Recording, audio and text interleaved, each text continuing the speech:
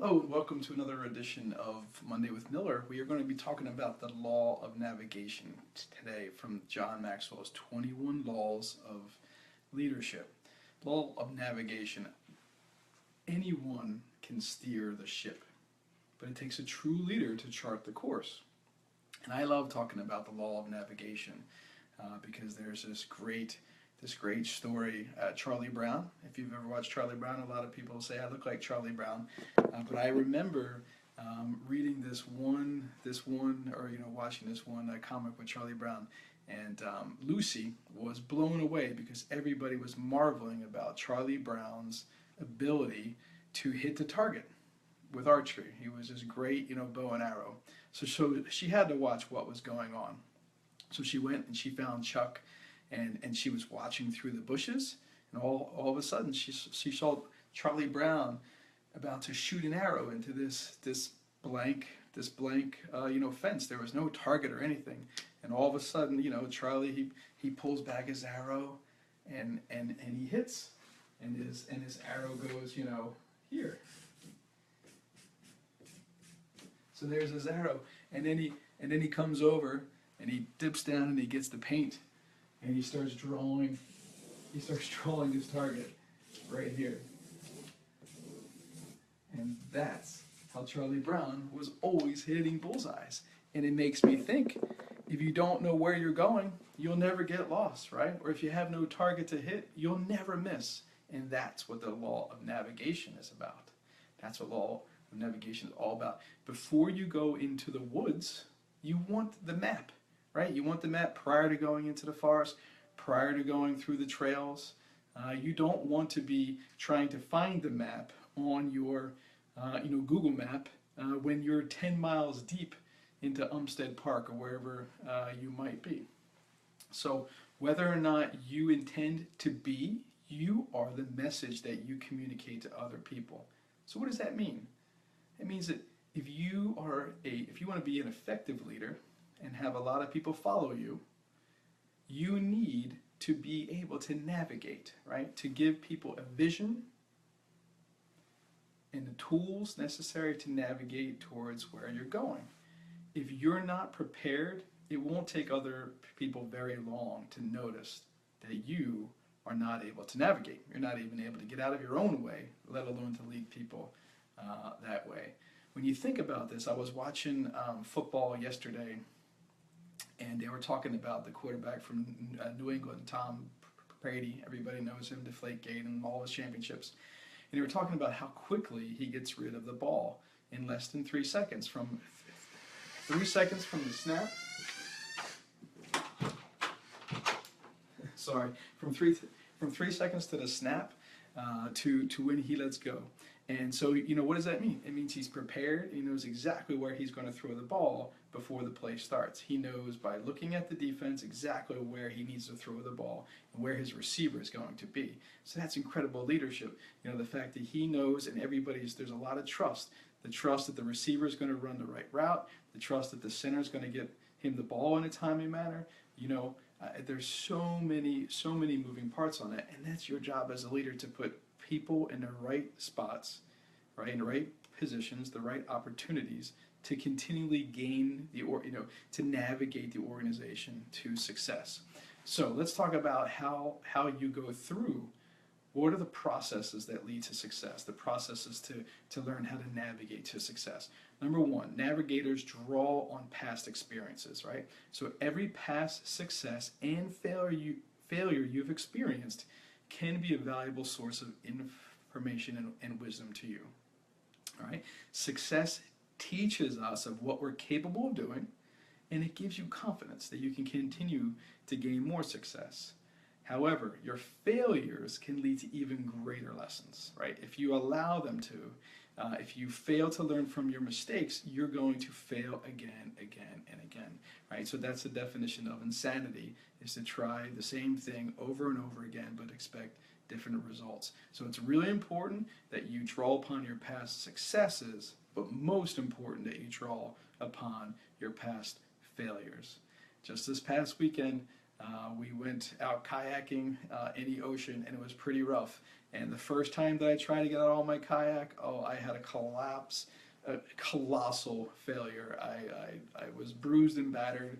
And then the second time that I tried, I was able to get further out. I won't say I was successful to get where I wanted to go, but I learned from the previous how the waves were breaking, the timing, between the waves, how my kayak was handling those waves, little things. Everything in success, everything that you succeed at came from some failure before. All right. The second part of navigating your processes to success are navigators examine the conditions before making their commitment. Okay, no leader just jumps, right? There is some thought and some process, to it. So if you can't pay attention to the current conditions, who's on your team, right? Who's with you? What are the certain circumstances of it? Timing is really, really important. So good navigators count the cost before making a commitment to themselves and to other people, right? Because if you continue to fail, you are losing credibility. So always examine the conditions before making commitments. Right? So that's number 2. Number 3, navigators listen to what others have to say. Okay, this is really important, to be listening to understand. Think about, Stephen Covey is always about, don't worry about being understood. It's more important to understand, okay? So you get ideas from many sources. Reach out to other people who have already been there. Your mentors in your field. Talk to your team, right? Because they're going to be the ones carrying it out. Asking them specific questions about how do you feel about this? What do you think are the unintended consequences? What is your thought on, in the daily classrooms? If you're a, instructional leader, you might not be in every classroom every day, but maybe one of your coaches are, so you got to get feedback from them. Always think of relying on teams and not just themselves. Those who navigate by themselves typically get lost, right? Because if you're doing all of the navigating and all of the thinking and all of the and all of the planning and carrying out, you're going to drop the ball. You're definitely going to drop the ball if you're going to try to contain or stay a lone ranger leader.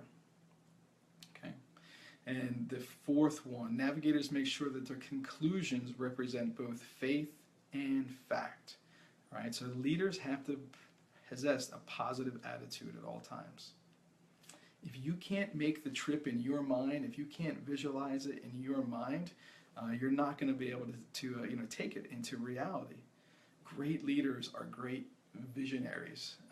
They see themselves leading the team. They see themselves, speaking in front of their team. They see the school improvement initiative actually occurring, working in their school. So it's really, really important that you have to be visionary in order to be able to navigate. I always say, if you want to be more, you have to see more. So for me as a leader, it was I really lifted my leadership lid when I went out to other schools and saw their best practices and started bringing them back so I could visualize how and what it looked like in a school environment. And looking at the fact piece, you have to be able to see the facts realistically. If you go in it with your eyes wide open, you'll get blindsided, right? Because that means you're always wanting the perfect time, and there's never going to be a perfect time. So you need to balance optimism and realism. Faith and facts can be very, very difficult. I got to hear one great author last year, Dr. Howard Fuller, and someone asked him what would be his advice to them. They were just a young college student, for life, for like achieving goals in life. And he just said, well, I'm not the person you need to talk to, but I will tell you this, that if you look too long before you leap, you may never leap. So take the leap, reflect, take another leap. Sometimes you're going to take a step back and go forward, okay? Extremely, extremely important. So just to recap the law of navigation. The secret to the law of navigation is preparation. When you prepare well, you convey confidence and trust to people. And secondly, leaders who are good navigators are capable of taking their people pretty much anywhere. okay? Pretty much anywhere. So how do you live this law? So as a leader, if you don't manage the day-to-day details, it'll be difficult to reach your goal. Make sure tomorrow is more successful by preparing today. Every day matters, all right? Make sure it's a better day tomorrow, preparing today. Be proactive, okay? Have a pre-planned stance. Only be reactive, right? Reactive to course corrections, all right? Adjust the action, never the goal, okay? Don't be Charlie Brown. Charlie Brown was always adjusting his goal. His target could go anywhere. How do you live others to the law? Okay, first start with a personal vision. If you don't know your purpose, you certainly don't understand your vision. So it's really important for you to know your why. What do they say? The two greatest days are the day you're born and the day that you find out why. Right? Do you understand why? Fail forward. Don't tell people how great you are. Tell people how bad you've been. That's really important to make sure you're telling other, up and coming folks and your leadership team and other individuals about your failures more than how much you've been successful. Learn from experience. Failing to plan is planning to fail. Okay, so every time something doesn't go right, reflect, take the time to see where you navigated wrong and get back on that track. And finally, know your craft. Engage in training. Every single day, you should want to just soak in more and more information. Okay, be looking for feedback. You should be hungry for feedback from your people, no matter what level, especially your direct reports. They will be the ones that will be the most honest with you. I hope you enjoyed this lesson today. Looking forward to next week as we begin the law of addition.